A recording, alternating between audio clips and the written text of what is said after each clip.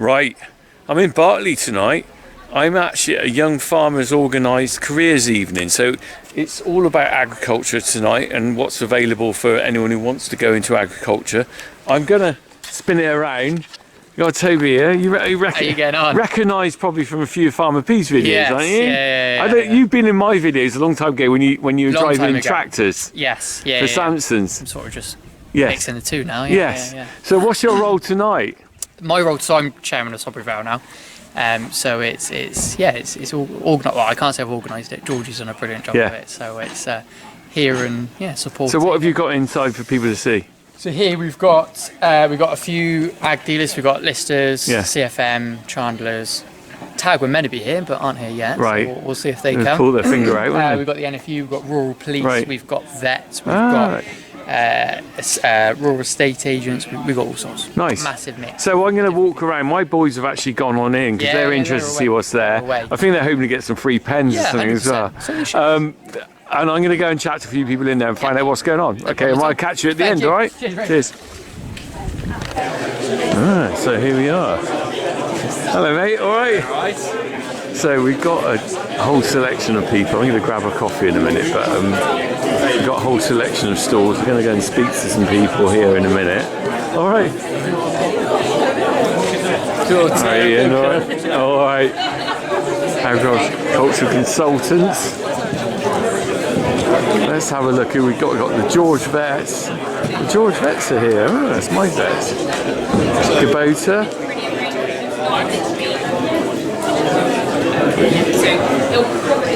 Royal Agricultural University. Not Hartbury College. There's Hartbury College. There is Hartbury College. I'll go and speak to them in a minute. Right. I don't know, I've never met you before in my life. How are you, mate? Never met you before in my life, apart from 40 years ago. And here you are now, plugging agriculture. We were doing 40 years ago. Well, I don't know, but you had a perm. Right, I'm going to jump straight in then, Trev.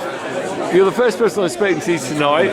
What can you tell me about agricultural apprenticeships? Agricultural apprenticeships, they've taken off like hotcakes, I guess. There are 100 students doing that. Really? Level 2, 1 year course, level 2, and then a 2 year course at level 3 crops. So yeah, over the last, probably since COVID actually, there's been a real boost.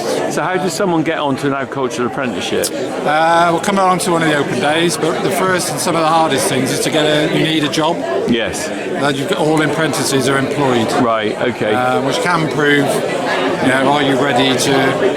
So you've got to find that employer, I never stand here and go, I'll get you a job, Rich, don't worry, we've got contacts, but between you looking and us looking, those 100 apprentices providers we've got now, their students will move on, so they sometimes come back to us if you've got someone, could be you finished with one this year, looking for another next year, so you might come to us. So between the two of us, the parent and the college, and we normally get everyone sorted. So if you do an apprenticeship, an agricultural apprenticeship, how does that work then? Is it so many days at college and so many days on farm? Yeah, one day a week in college, and the rest of the time you're employed 4-5 days a week. Nice, so you're earning some money and you're getting... They've got the tagline over there, and you earn while you learn. Earn while you learn. Classic tagline for apprenticeship. Yeah, I like that. That's a nice thing because you haven't got to rack up loads of debt, have you? No. So I want it at our level anyway. But if you do like the degree apprenticeships, some of these companies might do the same. Might do like a level 5, level 4 apprenticeship. Right. Nice. That's the next step on for us. Brilliant. Thank you for that, Trevor. It's a lovely insight into agricultural apprenticeships. Thank you very much. Right, I've just spoken to my friend Trev, who's representing Hartbury College. We were speaking to Toby earlier, who was representing Sodbury Young Farmers, but now I'm turning around to Toby, who's now representing. What are you representing now? Mr. Wilder. Mr. Wilder. So you've got a team here today. Yes. I like this sign here, earn while you learn. Kubota apprenticeships from Mr. Wilder. Who's going to tell me about that? So Jack will tell you all about your Jack. I'm going to tell you. I think Toby's going to come over here as well because I'm not letting him off because I know he's camera shy. So seriously, Jack. Kubota apprenticeships, what do they involve and how can you get one? Right, well, they involve a lot, We do apprenticeships. You've got 2 minutes. We do apprenticeships on service. We do on the service side, on the parts side, warranty side, sales, absolutely anything. Wow. They allow you to learn while you earn. You get to go up to college. They do a block release at college. They'll teach you through the basics at college. When you're at work, though, we take you through some more in-depth jobs, more customer-facing, real-life jobs. So while you're being trained, I presume you're on a salary as well, are you? You are, yes, yeah. So you're getting paid. Okay. Everyone likes a bit of money. You're getting paid. Yeah, you're getting paid whilst you're at college. So it's a good way in for people, really. So how does someone try and get an apprenticeship? Is it with Lister Wilder? I say. Is it? Yeah, or it's is through Lister Wilder. So how would someone apply or get onto that? So what qualifications they need? Well, qualifications is just your standard GCSEs, and then to apply, you go onto the website. We've got a Lister Wilder website. The Lister Wilder website. You've got a little area for the contact us now, and you can apply. There's an email address, careers@listerwilder.co.uk. Brilliant. And then it gets fed through the system. And is it quite competitive? Do you get a lot of people apply? We do get a lot of people apply from varying backgrounds. You haven't got to be from a farming background to have an apprenticeship. It all just depends on who you are and make sure you've got the right drive and motivation, really. Brilliant. Well, that's really good to hear, and I'm sure it's got some interesting kit to play with. Look at all this here. And you even go there and get a free baseball cap or a mug, which can't be better than that, can you? Right, gents, thank you very much for your info there. I take it this is some of the Kubota. Is it Kubota or Kubota? Kubota. I pronounced it wrong, my kids kill me. This is some of the kit you got there. Look at that, that's nice, isn't it? Little mini telehandler, that one there. If you were going to pick a Kubota item, what would your favourite machine be? Has to be the 50th generation M7. Right. I'm going to ask these two boys this as well. What was your favourite bit of Kubota kit? It's the new skid steer just come out. Right. Sounds good. Absolutely great bit of kit. I have to say, it's got to be the U50-5 digger. There you go. Brilliant. Right. That's enough plugging for Kubota. I'm off somewhere else. Moving on to vet school now. We've got George Farm Vets there, my vets, and we've also got Tyndale. But I'm sticking to Tyndale because they've just offered me a free pair of sunglasses. And a sperm keyring? Put these on, really. I feel really at home there. Okay. Do you want a sperm keyring? A sperm keyring. We have a whole set. Oh yeah, I definitely have a sperm keyring.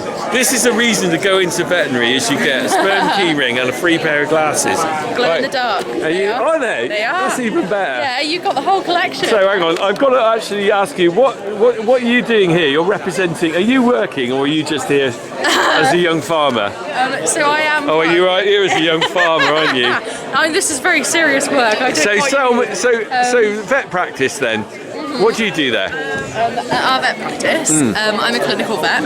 Okay, so tell me about your training for that, because this is all about careers and stuff. What did you have to do to become a clinical vet? So I worked on farms from when I was about 16, and originally I wanted to go into farming. We were going to work and then potentially get a contract, but it just didn't work out with finances because I'm not from a family farm, so it's really hard to get into. So I decided to do A-levels and then go to vet school. So I did A-levels I did my GCSEs, and then I did A-levels in biology, chemistry, and I started with maths, but I was not very good at it, so I switched to English halfway through. And then I went to vet school then, so... How long were you at vet school? It's quite a long time. Yeah, I was there for 6 years. 6 years, wow. So I did a master's degree between my fourth and final year, so normally it's 5 years, but I was there for 6. It's a long time, but I mean, it's worth it. Very satisfying job, I should think, isn't it? Oh, incredibly. You really picked the right choice for you. And I think the right job is all about the right people as well.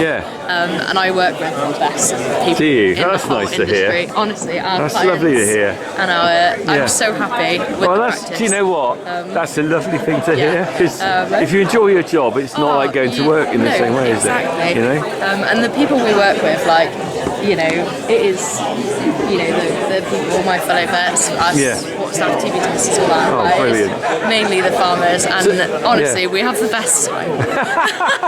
And We have so much fun. Well, that's all I want to hear. You sold it being a vet. Brilliant, thank you. It's all, yeah, you know. It's all good.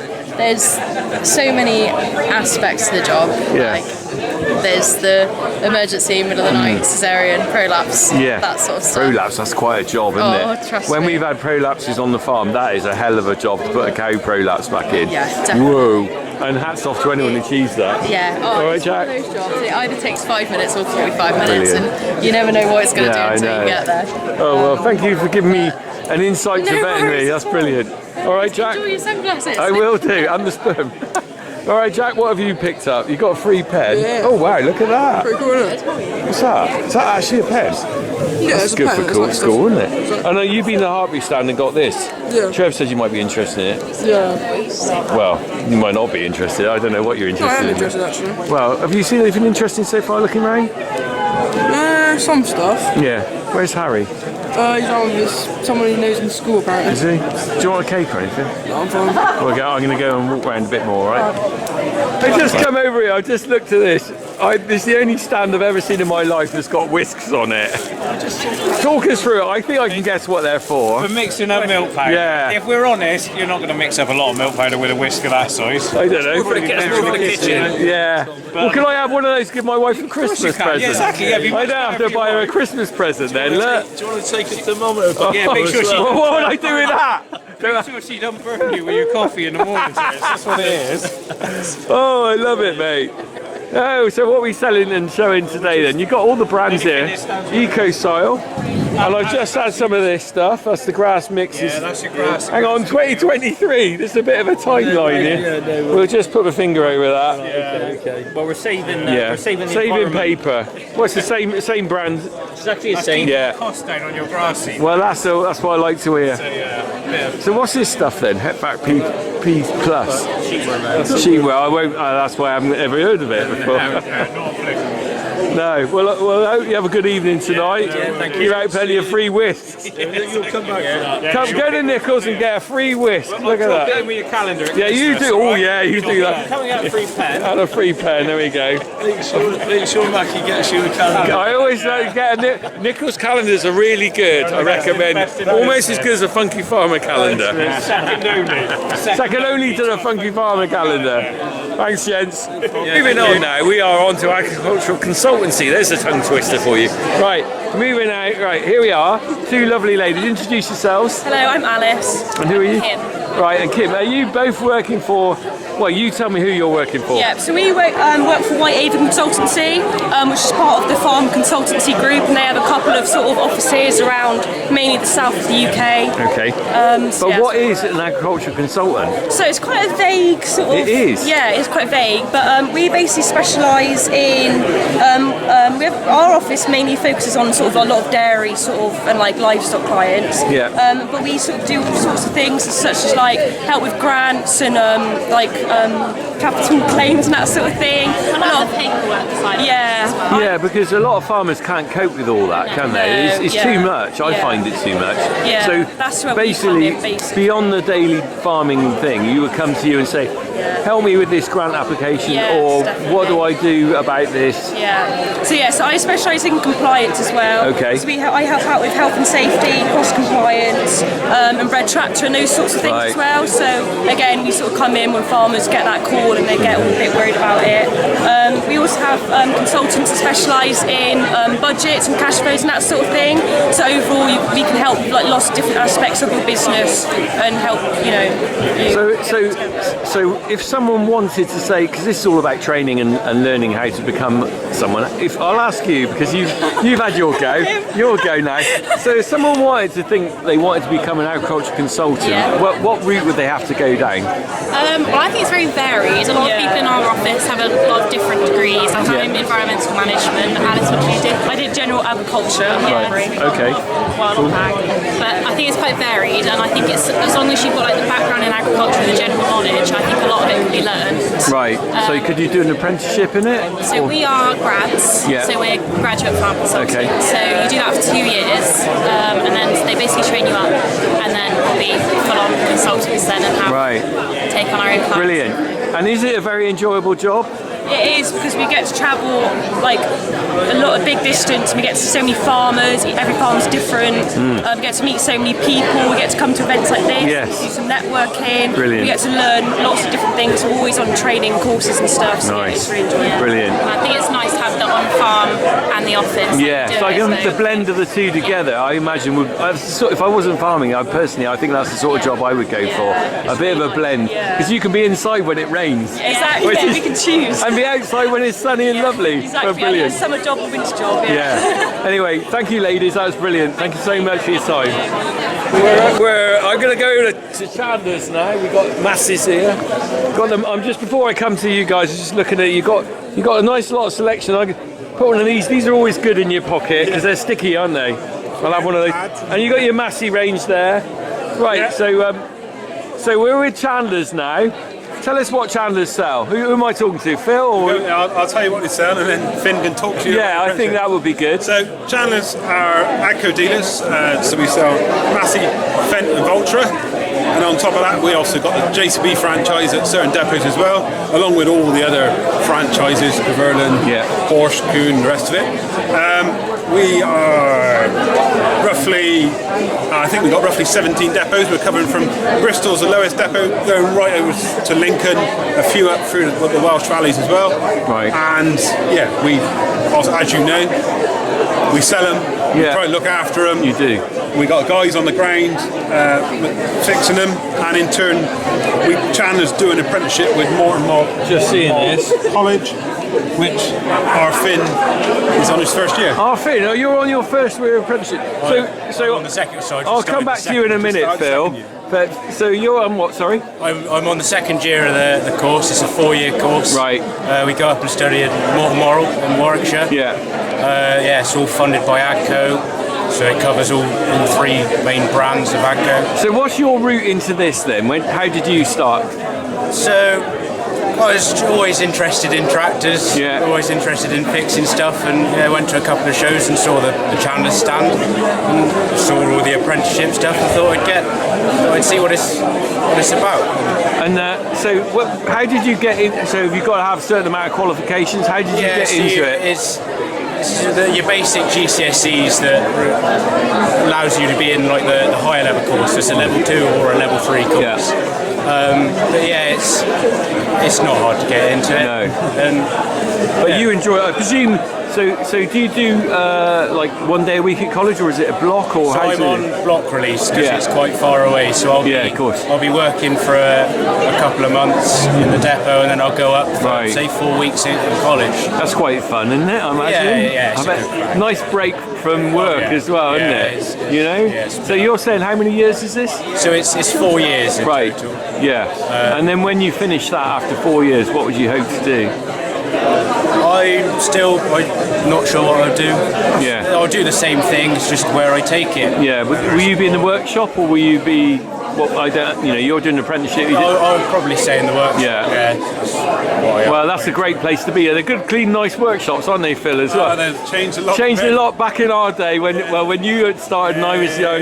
They were mucky old places, weren't they? Floors and all the rest of it. Now it's all polished concrete. I tell you what, they're like car showrooms, aren't they? Yeah, but then we're working on machines at 100,000, 200,000, so you've got to... I know. Yeah, it's not just the old wrought iron work. It's a great opportunity for young people, though, isn't it? Now, and the companies offer these apprenticeships because it means they haven't got to go to university and get a degree and spend a lot of money.